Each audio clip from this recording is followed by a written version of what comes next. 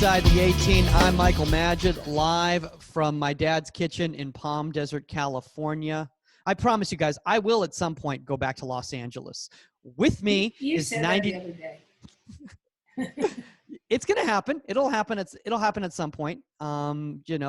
Things are moving in the right direction. A lot of positivity going on. I'm gonna focus on the positivity. Speaking of positivity, with me, 99 World Cup winner Saskia Webber. I know. That was sarcastic. Go ahead. No. And no Omar today, Pro GK Academy, but that's okay because we have a Mexican quota that we have to fill in every show. And doing that today, you know him as the lead TV analyst for Orlando City Soccer Club, also the goalkeeping director of MG1 Goalkeeper School down in Florida. We got Miguel Gallardo. What's up, dude? Hey guys, how are you? It's nice to see you guys. I don't think I can pronounce my name as good as you can, so you are already winning. No, it's nice to have to speak to you guys, and obviously anytime I get the opportunity to chat goalkeeping, which is my passion. I mean, I played goalkeeper for 12 years professionally. I can't say throughout my whole life because I became a goalkeeper because I was lazy and I didn't want to run, and it turned out I was decent at it. But I've been playing for a long time and I love the position, all the good, all the bad. So talking about it is always fun. So thanks for having me. Dude, no, of course, man. I mean, I think one of the really cool things about what you do for people who are not familiar with the analyst work for Orlando City is that you get to come across it from a different perspective, as opposed to a lot of times where a TV analyst is a former field player. You coming from as a goalkeeper, you almost have a different perspective, different point of view that you can share with the audience.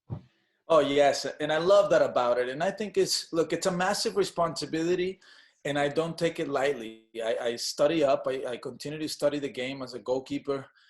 Throughout my time playing, I always studied the game. I tried to understand the game, saw the game for what it is, a game, and tried to become more effective. And sometimes being more effective means you're not even touching the ball. It's how you organize your pieces, defensively, offensively. So I've always been a lover of the game and a student of the game, and I continue to be that way right now. Platform that I do have as a goalkeeper is I finally get to defend goalkeepers that get megged or they get scored on the first post. It used to be a misconception, like you guys know, that apparently every time the goalkeeper gets megged or there's a goal scored in the first post, it's automatically the goalkeeper's fault. So there is my opportunity to give back to the soccer, to the goalkeeper community. GK Union, here we go.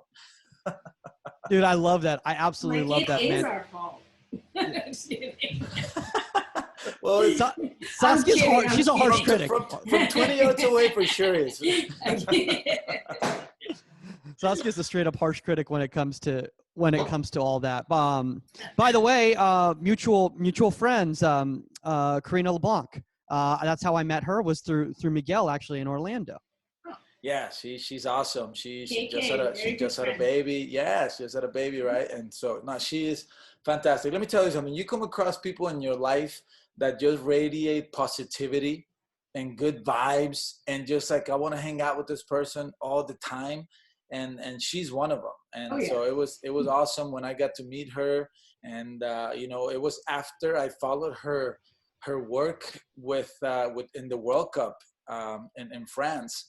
So, I mean, I had, kinds of questions for her, and she was just so resourceful, so nice, and it was, I mean, she's just super, for a very super long cool. time.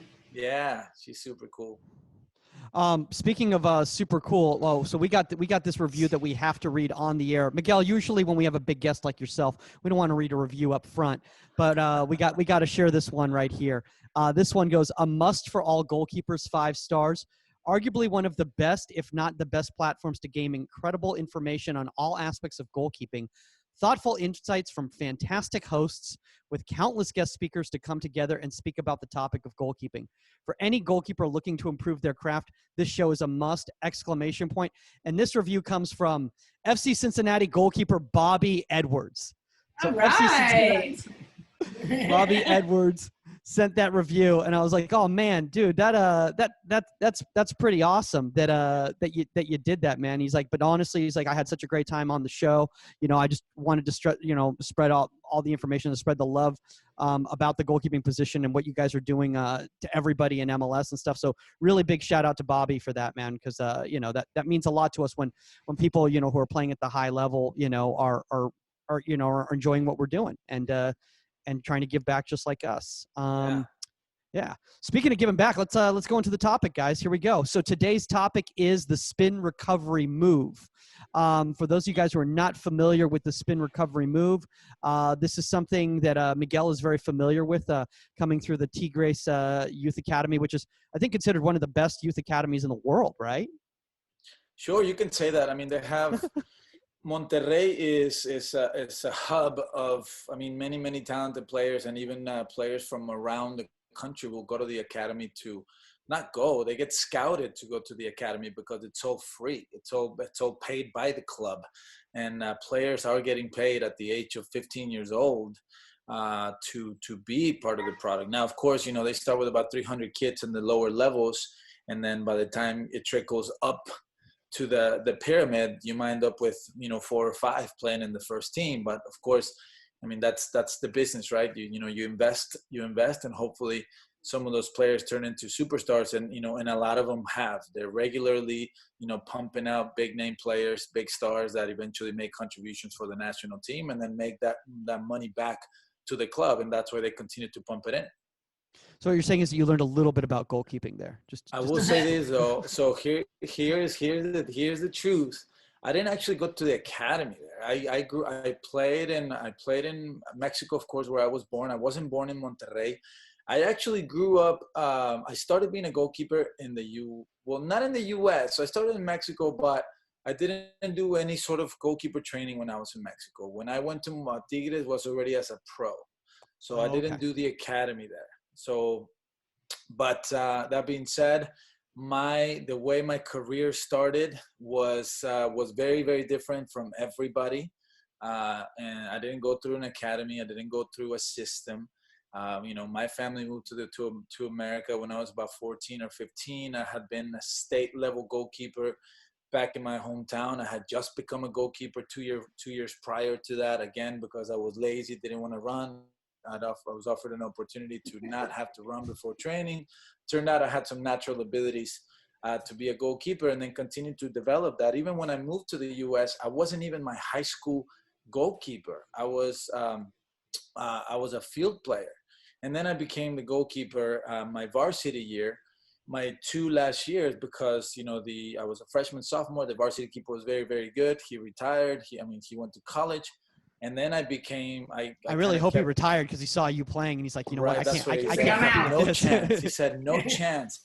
And so I played my soccer here in America. It wasn't until I was older, 23, 24, I think, that I went back to Mexico for a tryout, so to speak. And that's when I got my first professional contract with Tigres. I did train with the academy keepers. That was the very first time that I saw the spin move. And I was very intrigued by it, and I had to learn it.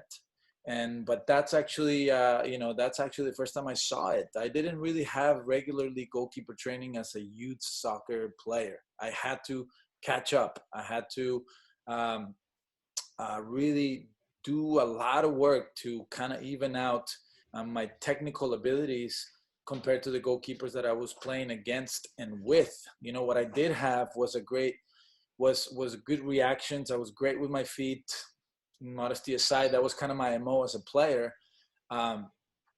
Great, natural reactions, a good ability to read the game, a good leadership ability that allowed me to move my pieces and prevent danger, sense danger, and different things. But the technical side of the game at the beginning of my career was not my strongest suit. But I worked so hard at it that towards the middle of my professional career, that was one of the compliments by one of my coaches, is that I was very clean and very technical, because I really put an emphasis on making sure that I caught up.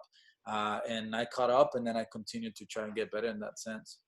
Well, it's funny because that you mention all of that because Saskia, she actually had a story in regards to the fact that she feels that when she first got to the collegiate level, that she was just an athlete, and that she wasn't as technically clean as possible. And it's a very similar story in which she put all that effort and all that work into it, and that's one of the things, Saskia, that people always said about yourself is how technically sound you were, right? Yeah, but I had to work at it. There was only so far athleticism can take you, and absolutely. And I pride myself on that I could be that well-rounded goalkeeper where athletically, if I had that. But then I didn't just rely on it. I focused on the technical side. I learned the game better. I became more of a student of it, understanding how to organize. And because you do that 90% of the game. So there were a lot of other pieces that have to be put into place other than just being athletic. Period. Oh, absolutely. And I think, one of those pieces is being willing to be flexible and learn and keep growing. Because, that's one of the reasons why I think, we had discussed the spin move on the show in the past. And Miguel, as you know, it's kind of a polarizing subject in this country. There's a lot of goalkeeper coaches out there that refuse to teach it because they feel that it goes against their understanding of the position and how the goalkeeper should move. So can you kind of break it down for maybe some parents who are listening who might not be familiar with it? Sure. And when I saw your question, I said the stigma behind it. And here's what I will say about that. In my experience coaching and working with different style coaches, I just think that if you're a close-minded individual, anything that challenges you, you're going to be defensive. Okay. Obviously in the US that hadn't been taught for many years. And so when suddenly you start to see it because kids now have access or kids from other countries are coming. And I think it challenges you because a lot of the goalkeepers that don't want to teach it cannot do it. And two, it goes against basically what you've been teaching and what you've been, the way you played as a professional, collegiate, whatever it was. Now, I just think, and I think something that you said is very, very key here, is that we must, as coaches and as goalkeepers, and that was my particular situation, we need to be open-minded. We need to be willing to learn and understand that if we knew something was a certain way for 10 years and suddenly we realize that there's tweaks we can do to it, or there are different things that we can adapt to become more effective, then I think we should be receptive and accepting and try to learn that and maybe see how we can implement it to the game. I sent you that video because when you asked me about that, I was like, what, I think there's a video that I did. It was just a little handling session that I was doing just to kind of get going, get my hands ready. And I realized, I was like, this is the perfect example. I did the spin move, but I understood, in my opinion, that it was just a resource. You didn't have to use it all the time. Mm-hmm. It's really cool. It looks awesome, but is it effective all the time? Mm-hmm. It's not. And it's not. And so for me, when I teach anything at all, I always teach the kids or pros or whatever I'm coaching, is like anything that you do has to make sense. Right? It has to make sense. What is the spin move for? Well, they use it in South America to get up faster, to reload faster, and most of the time it's in predictable drills that will go to the opposite side. That's why they use it, because you get up quicker. But for you to be able to get up quicker, you need momentum. Be able to get up quicker. In other words, you go down on one side, you need momentum. What happens? Your legs start swinging, and you use the momentum of your legs to then spin, on your back, or whatever, to get up the other way and get up quicker. What was happening is that sometimes I see kids trying to do it where there's no momentum, and then it's counterproductive.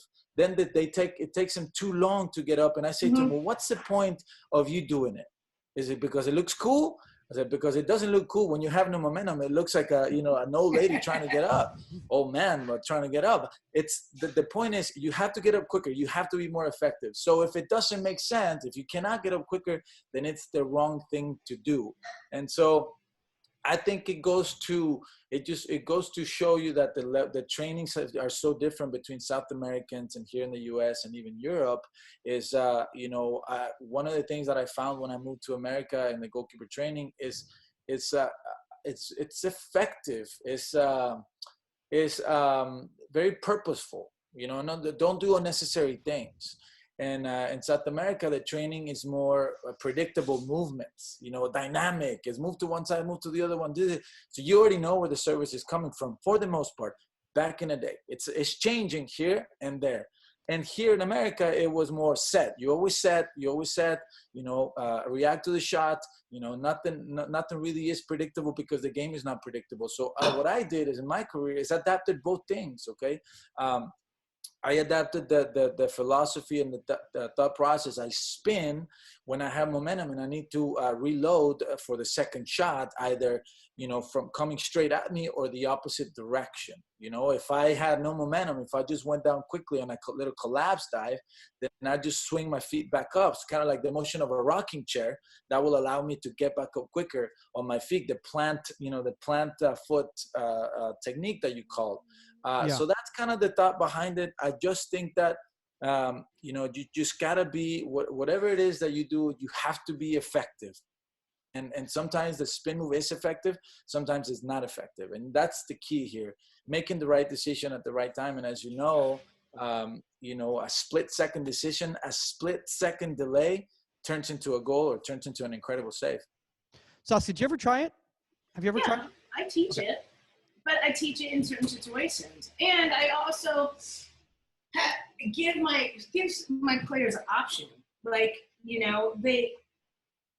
And then they have to explain to me, what is more effective.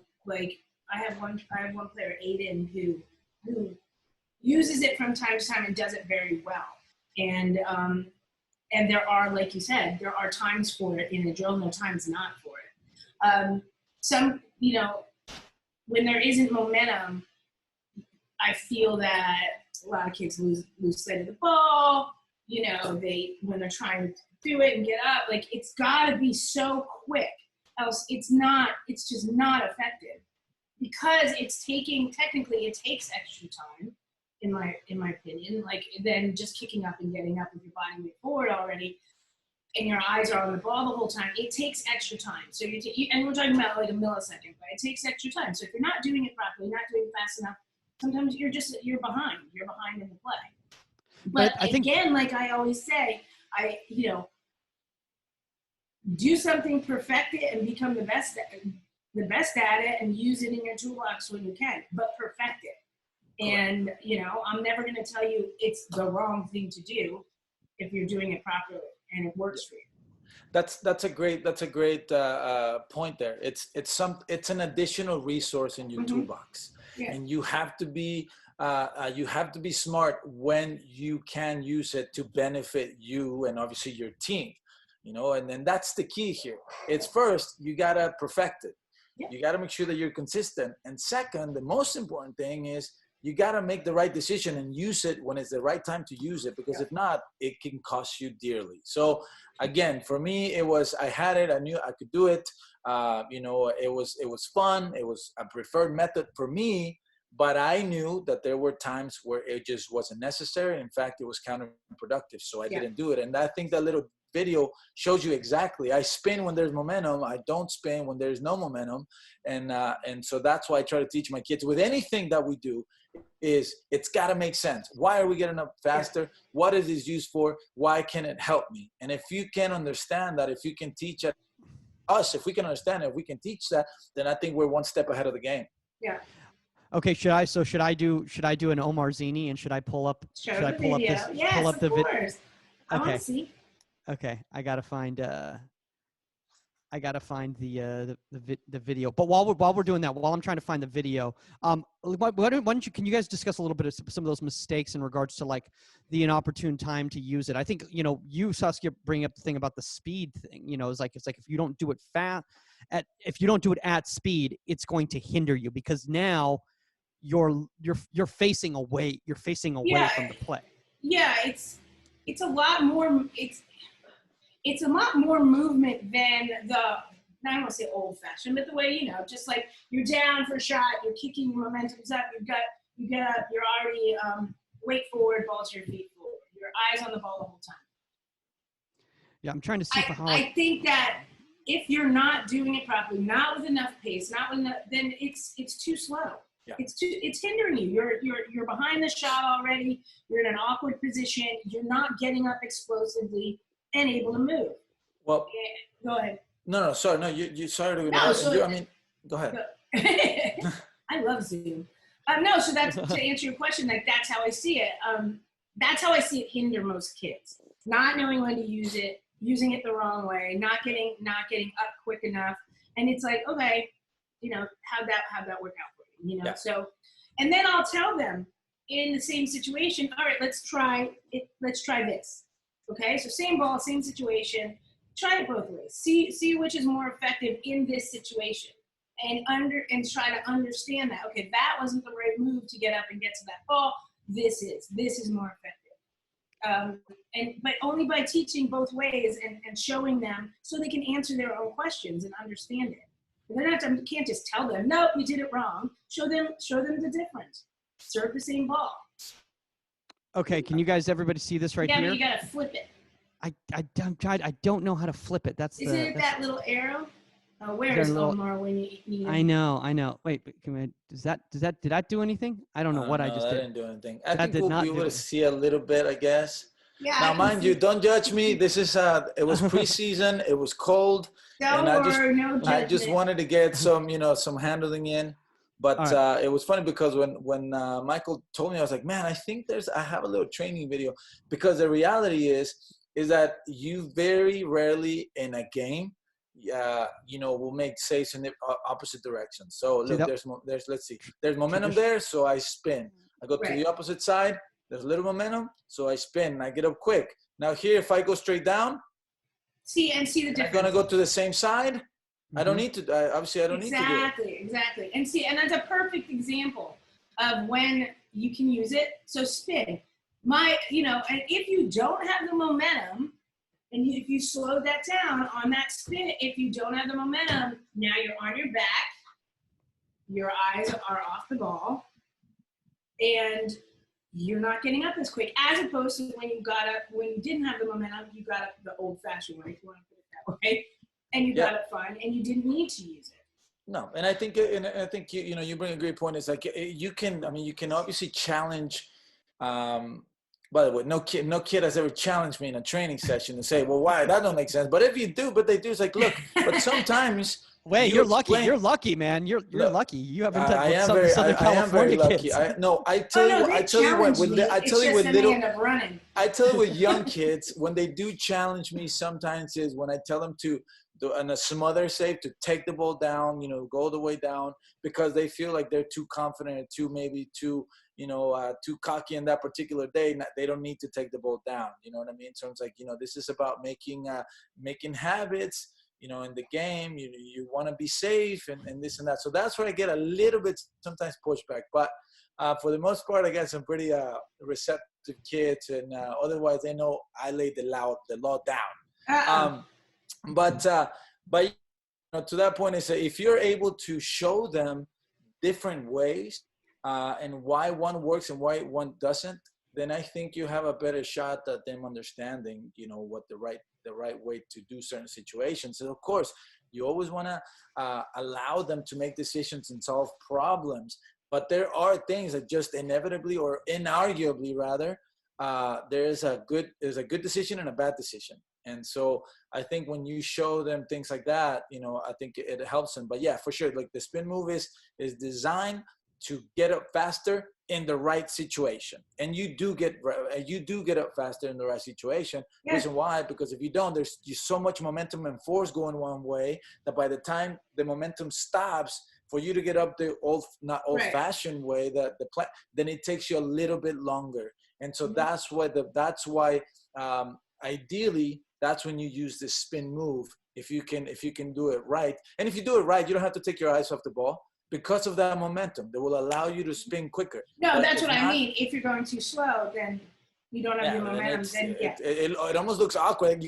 I've seen some of my students. Oh yeah. I've seen some of my students that for whatever reason somebody attempted to teach it to them, and literally they spin their legs, and it takes them like 2 tries to spin their.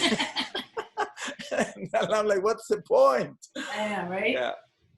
I want to talk about this because you were bringing up the fact of the momentum. And I want to bring up with the momentum also goes where you steered the ball. So for instance, if you steer the ball wide and long, there's no reason for you to try to do a spin move, right? You might as well just get up traditionally and just cover your ankle. Correct. Because you have the time. But if you spill the ball, direct and in front and across, maybe that's a situation where you go and get the spin move so you can maybe try to pounce on that second ball. Would that be one of the situations you're referring to? Does that make sense? No. So here's where it's harder to break down a little bit. Yeah. So I was thinking, Saskia. I was thinking, right? It's very rare when you have to do a spin move to go to the opposite side. Reason why? Because when you have to dive with strength to that one side, right. The ball, at worst case scenario, if you gave a bad rebound, is going towards the middle. If you gave a bad rebound, right. Ideally, obviously, it goes to one side, right. Correct? So when you have to reload, you reload waiting for a ball that's going in the same direction. Usually, when you see goalkeepers make a spin move save is when maybe there was a deflection. Mm-hmm. That when you started diving to one side, deflection, and go to the other side, so you get up to go to the other side because you had momentum and force going one way because right. The original shot was directed that way. Or when there's a shot, you dive, it's out of reach, hits the post, goes back the other way, then you turn to hopefully try to make another save. Right. Usually that's when that would happen. Sometimes the spin move allows you to get up quicker just to be in a straight position from a shot that's coming from, even from the direction where you deflected the ball towards. But, I went back right before this. I was like, you know what? I don't remember any massive famously saves that were done with like a double save with a spin move. And I went back and I watched 10 minutes of some of the best saves in the game that had ever happened. And I found one save where the goalkeeper dove to one side, had to spin, and then make the save to the other side. You know where that was? Saskia Webber, right? Yeah, that's right. Besides that one, it was Jaime Penedo with the LA Galaxy. Do you guys remember that save? It was an unbelievable save. He dives to one side, but the ball hits the post. The ball goes back to the middle, and then he spins and unbelievable save. But besides that, there was an Argentinian goalkeeper that used it effectively and had an unbelievable 2 save. Because if you think about it, anytime you make 2 saves that are from different that are from opposites direct, that go to opposite direction, I would argue that save probably needs to be in a highlight reel. Mm-hmm. So realistically, it's not often that you have to make one save to one side, reload to go completely the opposite way, both with momentum. Okay, well then I have a question. Is that a fair point? Would you say, absolutely, Saskia? Absolutely, yeah. Yeah, I'm thinking I wish we did have more video because I'm thinking of it in my head, and if you're diving towards one side and near post, and you're deflecting back out towards that side. So if you're continuing the ball on its way, to do a spin move would be the wrong move to do. Correct. You want to kick back up, be set again in case you have to go back down to that same side again. You see what I'm saying? So if I'm up, I make a save to my right. If I spin, I'm kind of going to the opposite direction. I would want to kick back up and be able to go back down to that same side again, or be set and square. Absolutely. It would be if there's the ball hits the post and it goes back the opposite way. Side. Correct. So then you're boom and you're off. Correct. And that's also one of those where the ball came back to the opposite way, and it's an option, and it becomes an option for the forward, whoever, and that's a tap-in. It's basically a sacrifice save. You have nothing else to lose. Right. You're going the opposite way. You're not even setting. You're just diving. You're just going. God, that it hits you, right? And that's usually when this happens, because when you do a spin move, okay, you're never set. So that's what I was saying to you. It goes back to the school of South American training, where training is more predictable. In other words, the coach tells you, I'm going to shoot to the left, you dive, spin, and I'm going to shoot to the other side. And that's usually when that's where it originated from, because it is a more effective way to go from one side to the other when you know where that ball is going to go.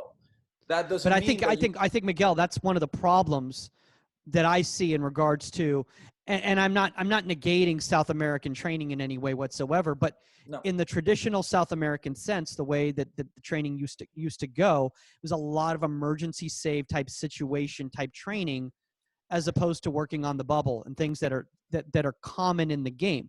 So you would get a lot of times, in my opinion, personally, a lot of goalkeepers were very good athletes who could read the game, but they didn't understand how to make the simple save because they never worked on it.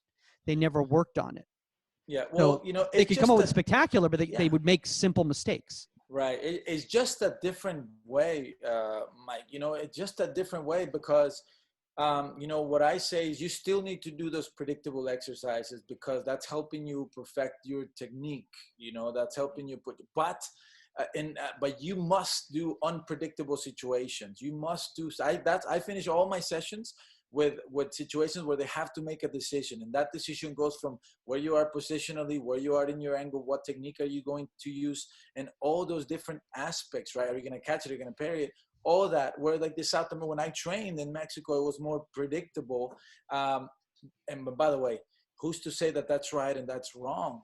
Because there's been some of the best goalkeepers in the world have been South American. Some of them have been European. Some of them have been American. Who's to say that that is right or wrong? It's just, you know, for me, it makes sense to teach my kids.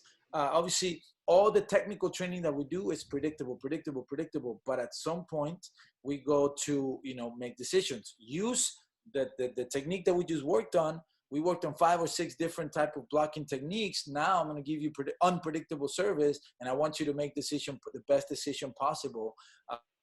You know, with the unpredictable service, because ultimately the game is unpredictable, and you have to be prepared for anything. When you train a goalkeeper to do, you know, predictable stuff, in the game, I think that there is a delayed reaction to everything because you're so used to, you know, the predictable service, and also you have to add the human side of the game where there's more adrenaline, there's more stress, there's more anxiety.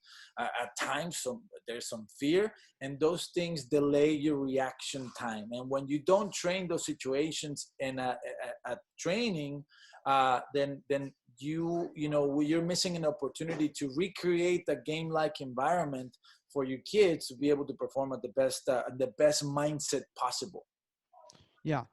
No, I mean, I love what you just said there in regards to, and we've talked about it on the show in regards to that mental aspect of that stress. And Sas, do you remember when we had Mulch and Blodge on, and they talked about, you know, one of his issues with the development academies, and is that these kids weren't learning how to deal with all the pressure of actually being in a game environment. They were training in a stagnant environment, you know, and how important that was. Yeah, I mean, and we even got into like the difference between playing for your high school and stuff. Like we dumbed it down like that much. Like just that pressure of the fans. You know, when you're in that academy environment, you've got, you know, coaches around you watching you, and your parents on folding chairs, and that was about it. And we got into being in that atmosphere and that high level of stress and feeling responsible the next day in school or the next day seeing your peers and all of that stuff. And yeah, you have to, but it's the same thing we talked about with Franz the other day, was just, you have to create those environments that as best as you can are game-like. And game-like doesn't just mean game speed, it means competitive. You know, like you're competing the entire time. And it's unpredictable. Absolutely, because there's the human element. You can sit here and you can say, hey, we're going to do this drill, there's your save, there's your save, there's your save. But when do you add in that unpredictability? Because it just doesn't work that way in a game. Yeah, and look, I think we all know that the best goalkeepers are the ones that have a stronger mentality. It's a psychological thing, right? I had the pleasure of training with some unbelievable training superstars, but when it came down to playing games, their decisions just were not. Reason why is because, you know, they couldn't handle an environment. I I struggled with that mentally. There were some times that I would step on the field and I go into the goal before the game and I look around me and I'm like, how the heck is anybody gonna in this tiny goal? And there were other days when I step on that same goal, same size, nobody moved anything, and I'd be like, how the heck am I going to save anything today? There's a big mental aspect to this that we must try our best to recreate a training. And sometimes in my trainings, I do little things that kids sometimes don't know what I'm doing. But it's ultimately to try to put them in stressful situations. So one of the things that I do that I love doing often, I don't know if you guys do anything like this. So if I have group trainings, I have a lot of goalkeepers. So say I have a line of 4 keepers that I'm doing, some sort of service, and we're just getting into it. I'm doing some volleys, and I'm volley, whatever, volley, just to get our hands ready. And then maybe at the end or randomly, I'll tell one of them, okay, if X drops the ball, we all do 10 push-ups. And then sometimes they drop the ball when they've caught it 100 times right before. But what is that telling? Why is that happening? Because suddenly it's a stressful situation. There's more to it. There's some tension. Now there's other people that depend on you having a good save. And sometimes they just think that I'm just having fun. I'm just for the heck of it. But what I'm trying to do is put them in a situation that maybe is a little bit more uncomfortable. Suddenly their stance is a little bit more tense because there is something at stake. So what am I trying to do is recreate a game-like situation where there are more things, there are more elements that you have to consider training. And so that, for me, those are things that are very important. I struggle with it. I struggle with the mental side of the game. I had anxiety. There were some times where I would come out of my box when I didn't need to. Reason why? Because I hated getting scored on. So sometimes I would want to stop the problem at source. Let me get out to the forward before he shoots. I wasn't patient enough to just allow my goalkeeping abilities and my reflex, my athleticism, and my technique to allow me to make a save that I wasn't supposed to make.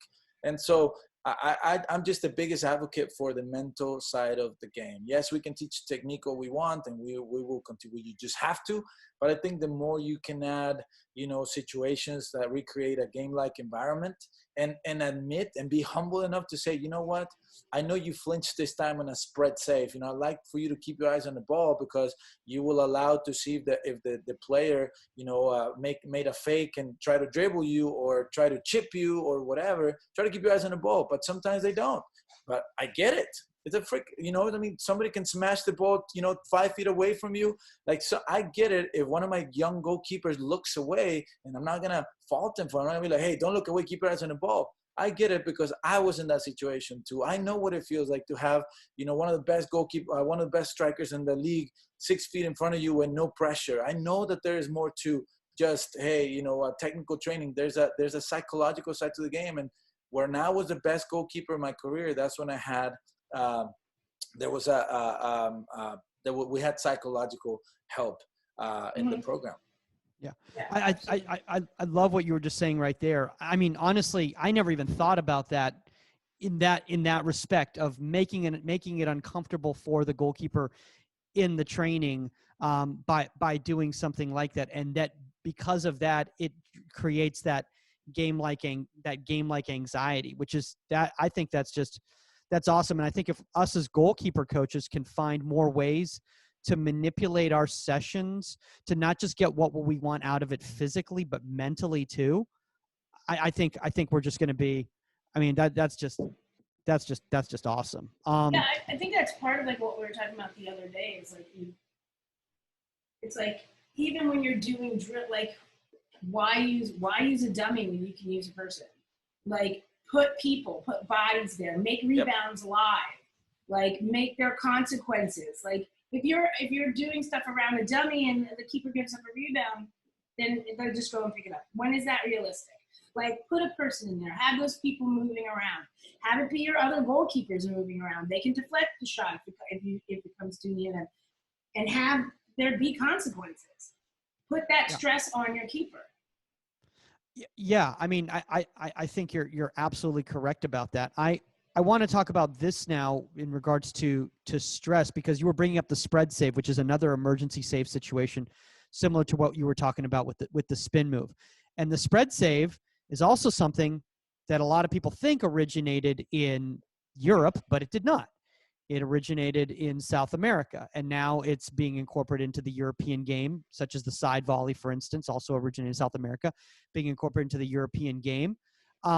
Is it only a matter of time before something such as the spin move, where people are just going to see it just as part of the game and consistently being trained? And I like, Miguel, what you were talking about is like, you need to have both elements of your training. You need to have the dynamism in training, and you need to also have the technical, clean footwork, moving, handling, all that Absolutely. sort of thing.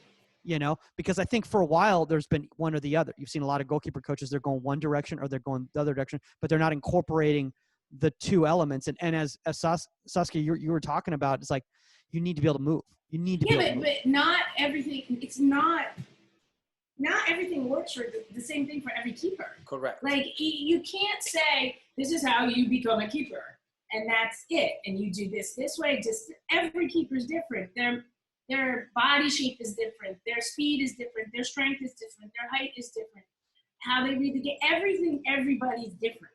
And granted, we can have like a certain like outline, but you have to be, there's gray areas, and you have to be able to give your players as many tools as you can to see what works best for them. What works best for them. Yeah. Whether it's the side volley or whether it's a drop kick, whether, it's a certain kind of movement in the goal, whether it's a spin move, whether it isn't. Here are your options. As a coach, let's train them in the right situations and perfect what you're best at, but always have these other things. For anybody to say, well, we should only do it this European way or this way, then again, like we said in the beginning, then you're closed-minded and you're going to fall behind as a coach, and so are your players. Yeah, and one of the things that happens, Saskia, I think that's excellent that you say those things, because one of the things that I find with some coaches that I've had experience working with is that when they do all their badges and everything, they're always by the book. And what I say to them is that it's not always by the book. I think the book, it's a great way, it's a great foundation, but the game is so much bigger. So the game and the position is so much bigger than that. And there are things that are almost unexplainable. They're rather, you learn them by experience, and you explore and you find things that work for you. And those things that work for you may be different than what your coach has been telling you. And that doesn't mean that your coach is wrong. It just means that you haven't been able to experience for yourself, for you to find out, what, this worked for me, this didn't work for me. It's not always black or white. There's a lot of things that are just individual, and you just have to learn by experience. That's why this position, this is what they say, and it's absolutely very true. As the older the goalkeeper is, the better it is. Why? Because of the experience. Because they've seen more situations, more as different long scenarios. As they're open to adapt. Because they and that's what we said. We had talked about somebody, a person that was doing a session at the coaches convention, and Mike had come back to me. I wasn't there, and said, "I can't believe." I'm not going to put them under the bus. I can't believe they trained this or this. I think it was breakaways or something. I can't believe they trained this one way, like, and it was so stagnant and so archaic in a sense that it was obvious that person was totally set in their ways, and coaches were like, "Are you serious right now? It's not this black and white, and we talk about when do you use the K-save? When do you come for 50-50 ball hands first?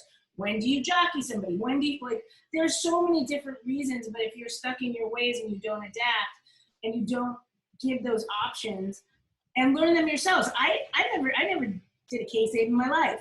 When I was taught, but I learned that when to use it and how effective it can be at times. And of course, now I teach it to my kids, but I teach them when to use it.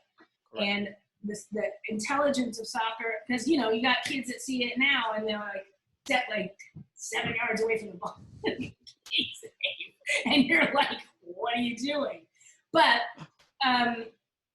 that's where you have to open yourself up as a coach and be open for the education. Take bits and pieces from 100%. And one of the things that I find is when you start looking around the world and the goalkeeper coaches for top level teams, you start to see younger goalkeeper coaches get involved and get opportunities. Reason why is because they're evolving with the game while also learning from those more experienced goalkeeper coaches.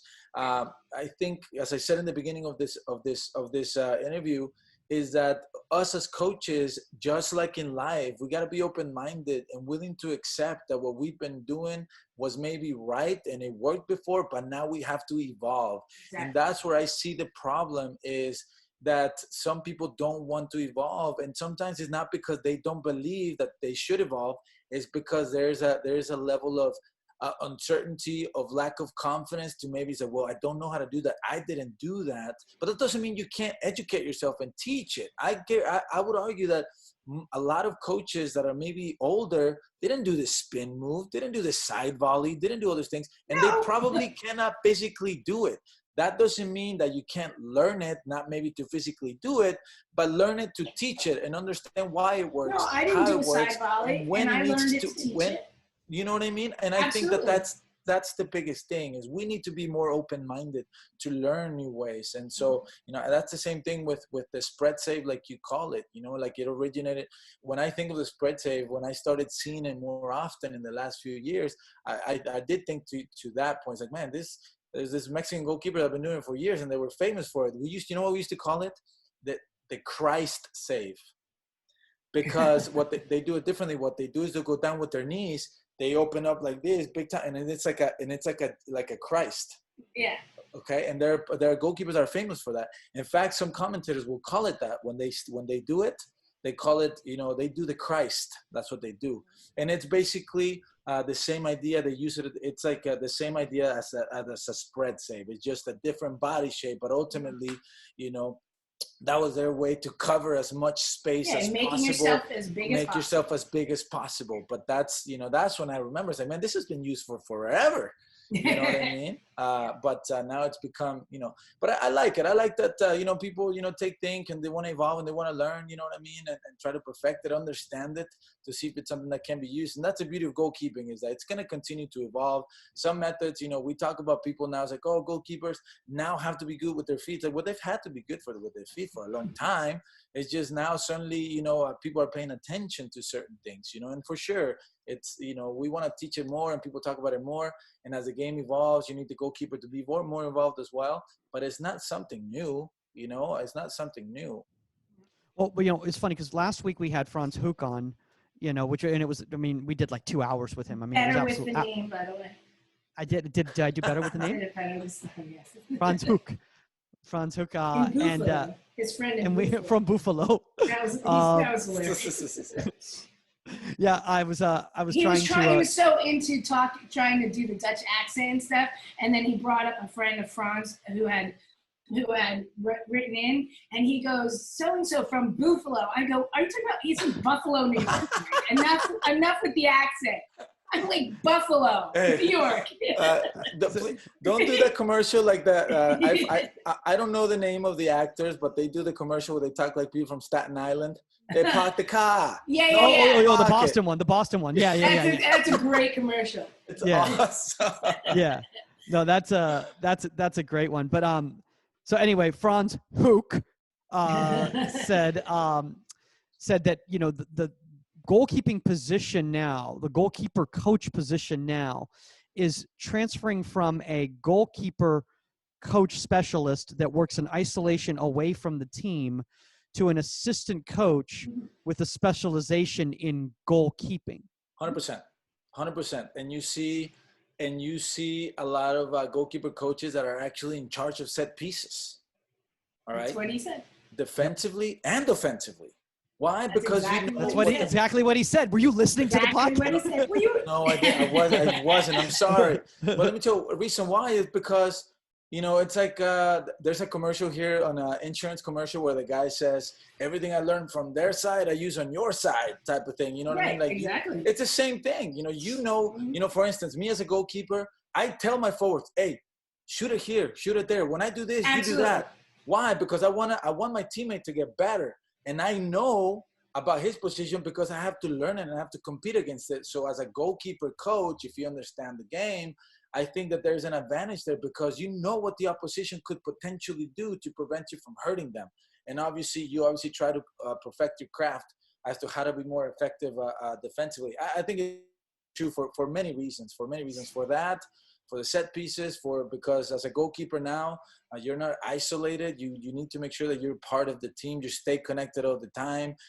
Understand how your team plays. You can't just be a shot stopper anymore. Sit back and not make decisions. You need to stay connected with the team, affect the game, manage games, understand your pieces, understand the opposition. And as a goalkeeper coach, you need to understand those things too. And the biggest thing for me is I'll always say this is that the goalkeeper coach, I would want to call it. I hope one day they start calling them goalkeeper managers. Reason why is because I think the most important thing for goalkeeper coaches is to manage the goalkeeper, the emotions, the psychological side of it. There isn't really much that a goalkeeper coach at a high level is going to technically be able to teach a goalkeeper professionally.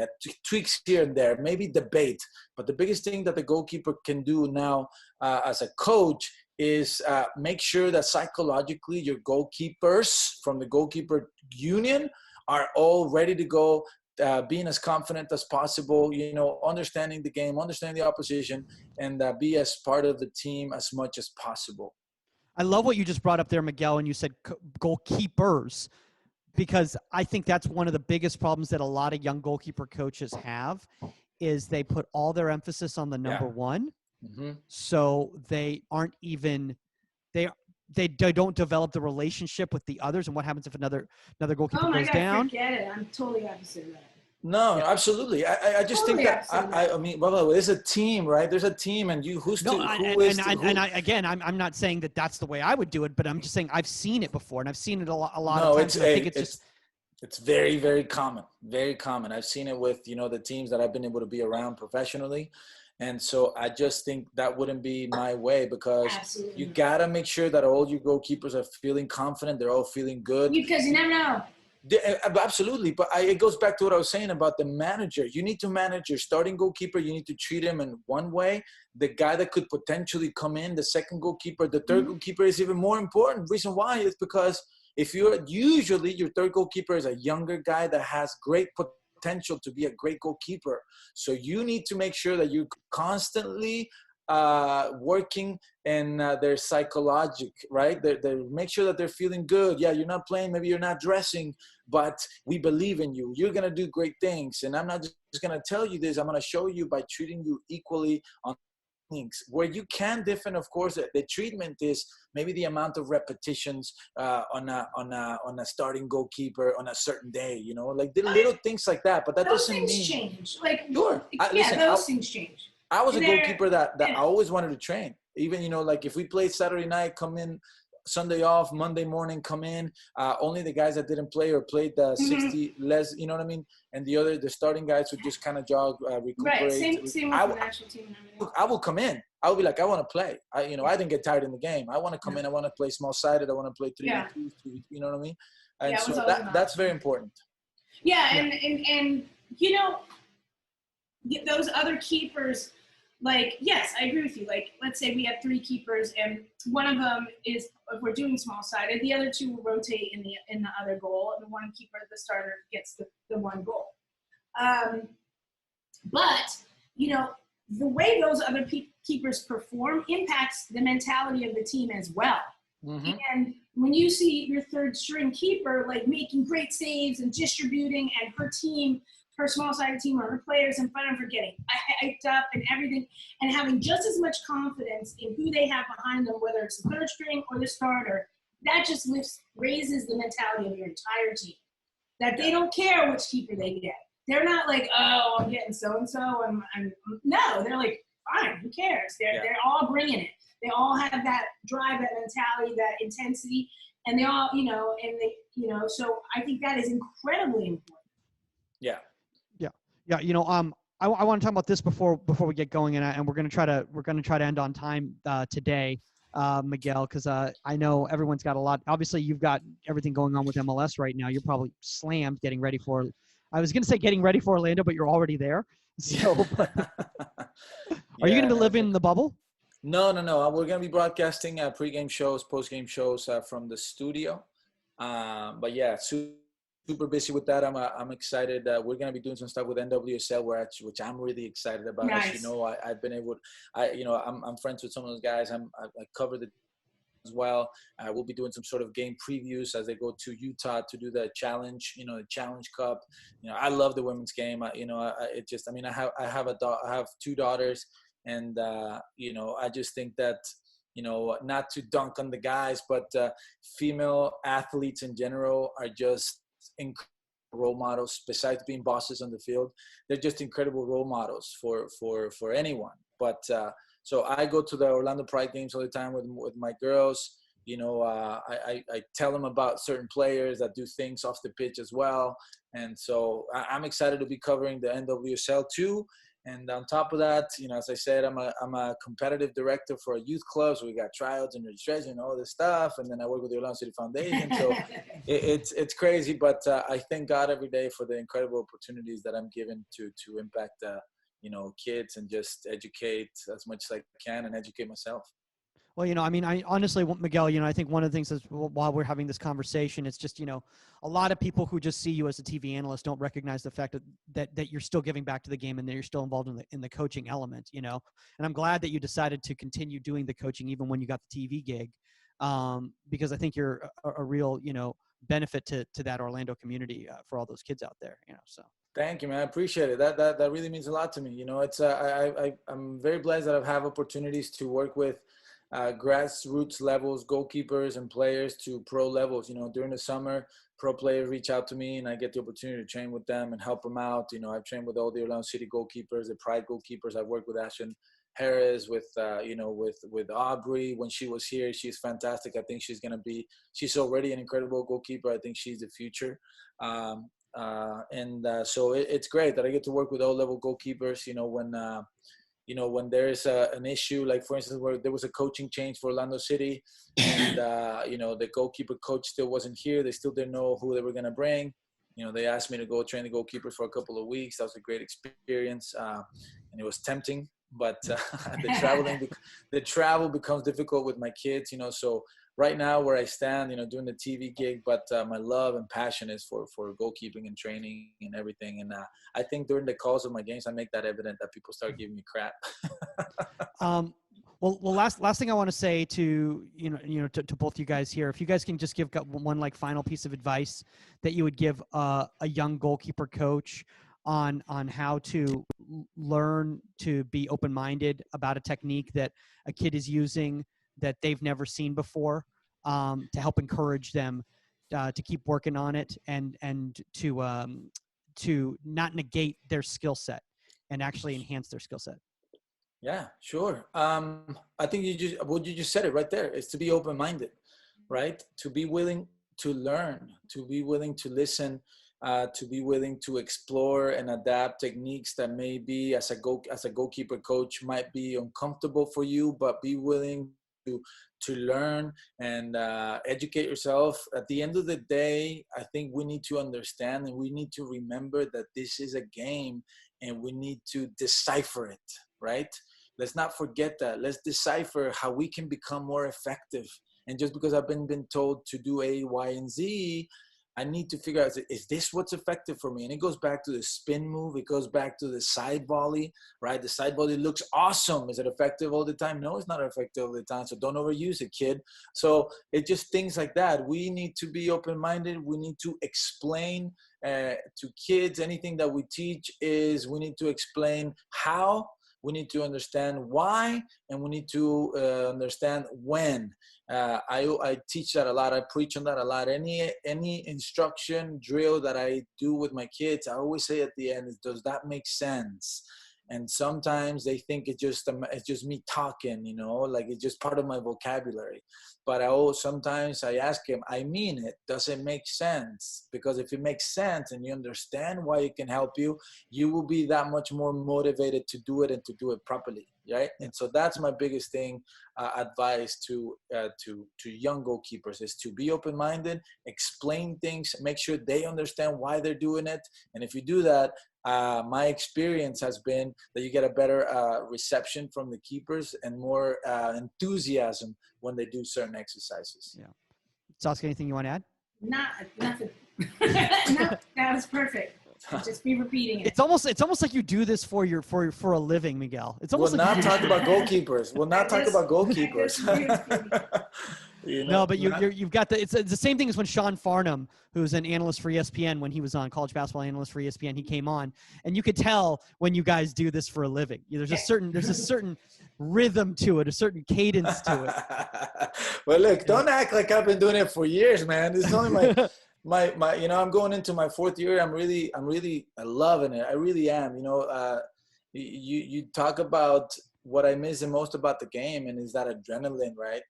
Before the game. And, there's something about doing a broadcast right before we go live that is just, it tingles. It gets me going. It gets the nerves pumping. Sas did this exact same thing. Sas went live every day, right? Yeah, every day. I loved it. Not live to tape, live. I loved it. There's nothing like it. Yeah, it's awesome. So, look, I'm enjoying it. But again, there would be a part of me missing if I wasn't coaching, So as it happens is sometimes people ask me, is like, how the hell do you do everything that you do? And I said, it's hard. My wife, gives me a lot of, stick for it, and I completely understand it, but it's difficult to, turn down opportunities that you're so passionate about, and you see a value in, educating and just giving back, and then continuing to learn, man. It's awesome, So now with my youth club, I have over 70 goalkeepers. Imagine that. It's awesome. We'll finish this off with you plugging your goalkeeping academy. So if anybody wants to reach out to you and want to know more about MG1, where do they reach out? You know what? You know what's funny, Mike, that MG1 is like the least thing that I do because I don't have time. In the off season, I do some, reason why, because we all as goalkeepers want to have our brand out there, right? We want to have our, my MG1. Everybody has a one with their initials or something like that. And that's just something that I do, some little camps here and there. But it's I don't do a lot with that, because again, I have 1,200 kids in a youth program that I have to occupy my energy with, and then casting and everything. But MG1, or you can just follow me on my Instagram. I think is GALLO01. No, I don't even know it. Maybe can you guys help me plug it in? We'll put it in the show notes. We'll put it in the show notes. Something like that. All right. But yeah, man, it's great. I love giving back. I love learning and continuing to evolve as a goalkeeper and transferring that knowledge to the kids to hopefully, not just create the next superstar, just allow them to be the best goalkeeper they can be and just have some fun doing it, Awesome. I think that's a great way to end, guys. Remember, contact at Inside the 18. That's the number 18media.com. If you have a guest suggestion or a topic suggestion, or at Goalkeeper Podcast on all social media platforms, at Saskia_Webber on Instagram. If you want to reach out to Susk, as Franz Hook. Susk. You got it. Saskia. You got Saskia it. I was Webber. wondering if you remember that. I was gonna get it. Miguel, man, honestly, thanks for taking the time, man. Best of luck with both tournaments, both the men's and women's tournaments. We're really excited about that. Absolutely. I know that we've discussed on the show that in the next couple of weeks, once the tournament progresses, that we definitely want to start doing a lot of breakdowns of those matches and those different goalkeepers. I think it's going to be a lot of fun, and that's something that maybe somebody like yourself would be a huge a benefit to us once we get our Omar, our video guy, back to really show us the videos right. Yeah. But apologize, everybody. We have to cut a little short today. Sure. That is all the time on Inside the 18, and we are out. Bless you. Bless you. Later, guys. Bye.